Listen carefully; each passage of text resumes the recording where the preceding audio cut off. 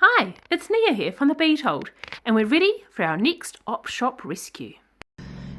So I picked up these really cute earrings at the op shop, but the hooks have gone all funny and they actually don't swing well, so if you try and wear them they can stick out at an odd angle quite easily. So I thought we would change it up and put them into a bracelet with some matte red seed beads, some of our new gorgeous Indian silver, a magnetic clasp, and we'll make these as dangles coming down. I'm going to take these hooks off. I want these to be really secure because they're gorgeous and pretty much irreplaceable, so I don't want them to fall off. So we're going to attach these to a split ring, which is like a miniature key ring. So we set them up and we open them.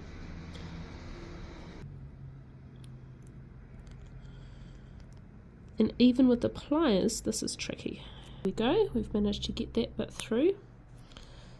So now we can pull it along enough. My cool little flower is attached to a split ring, so it can dangle off my bracelet without falling off. The only way it will fall off is if thread fails.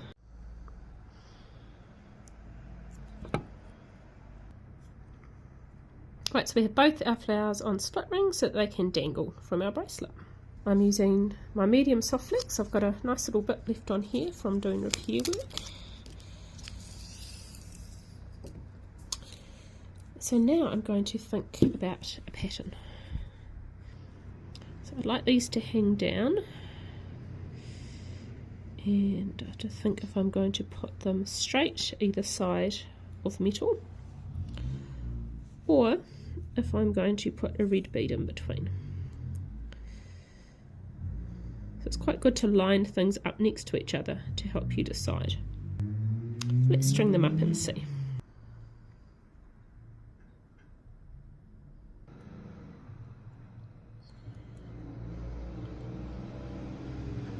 So I think I like it just like that.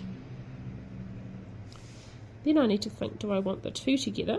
And if I do, the two together like that, if I string them opposites, then one will always face out and one will face in, so that you always see a flower, no matter which way the bracelet is turning.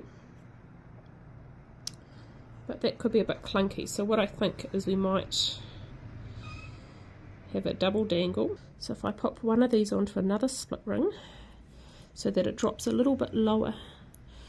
It's good to have things sitting at odds. 1s and 3s are good design techniques, and a higher and a lower is also a good design technique. So I think I might put one more on.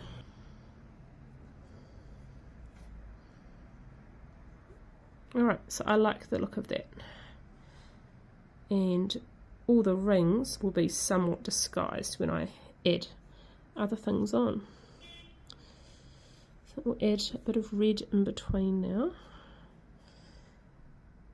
And I'll double check they're hanging the same way, which they're not, so I just need to put that on the other way.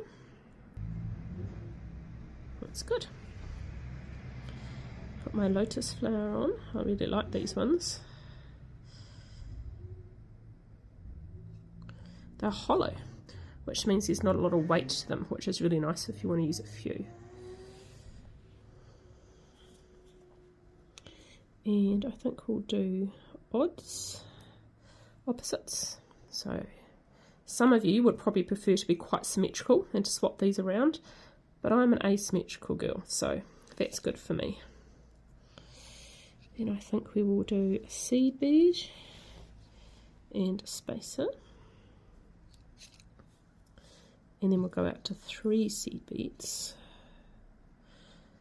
So odds are always a good design technique, and put one of these little guys on. And then another 3 seed beads and another spacer.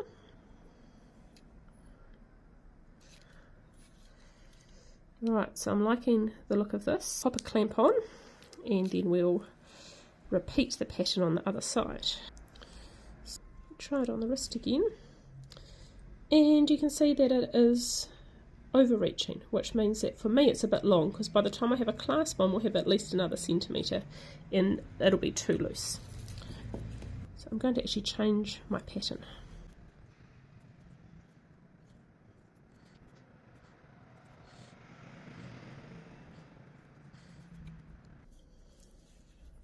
Short around my wrist. I'm going to be using just a little magnetic clasp. They're my favourite because they're just easy.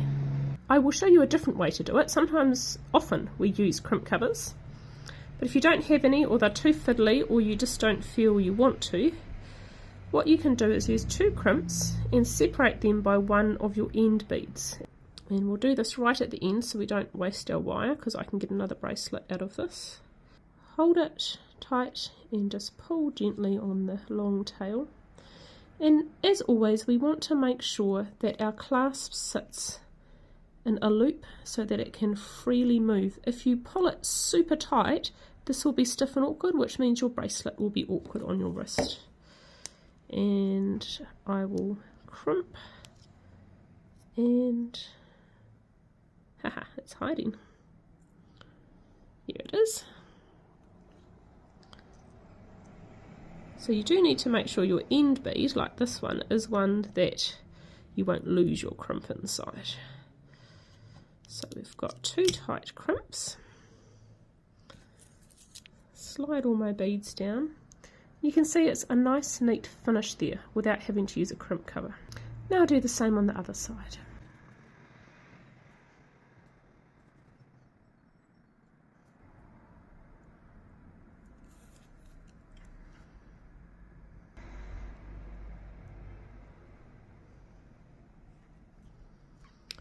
Now we want to make sure that everything is pulled up nice and firmly.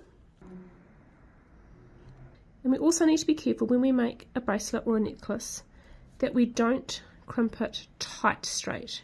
It needs to be in a curve so that we know it will sit nicely on our wrist. If you do it very straight, it gets overly tight and then it will be stiff on your wrist. Now just check everything is pulled up nicely.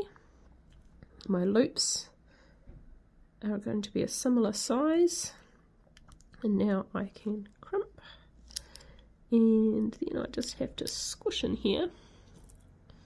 Haha, my little one's evaded me. Here it is. I'll make sure I crimp it the same way as the other so that they are parallel to each other. Now I can snip.